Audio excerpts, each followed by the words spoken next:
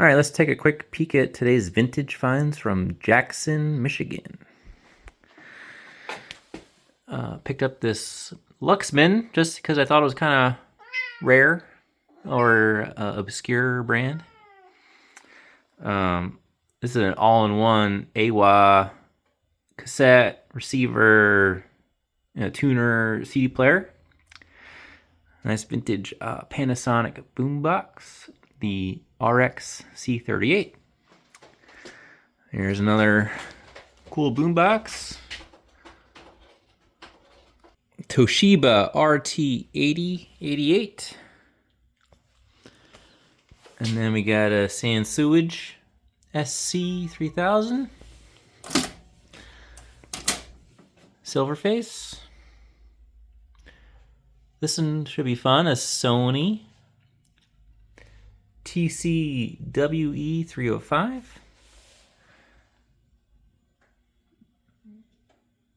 And then last but not least, an Onkyo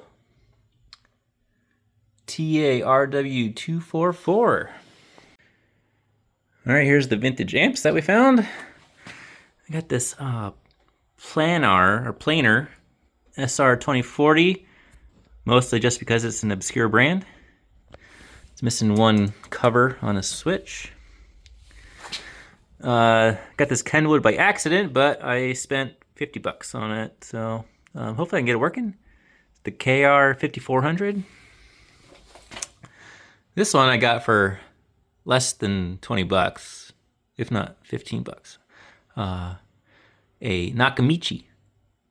Very interested to see what's inside. It's missing all the front knobs, and it's dusty.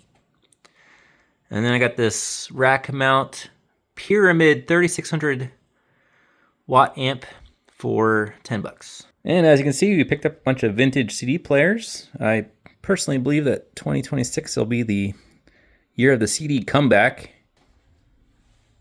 I got this. I've never owned a Koss before. This came with the remote and the manuals. Dual disc drive with a CDRW. Got an Onkyo 6 CD. Wow. The DX C370. 100 CDs. Disc file by Pioneer.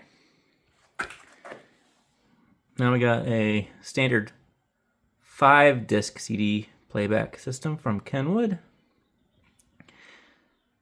Looks like I picked up 2 6-disc multi-play CD players by Pioneer.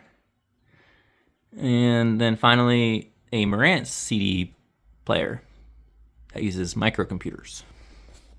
One Sony reel-to-reel tape recorder with external speakers. And one Pioneer turntable with a nice top. Here's another fun stack of things I found. Here's a whole bag of Baldwin brand 12AX7 tubes. Hopefully at least a few of those work. They look really nice.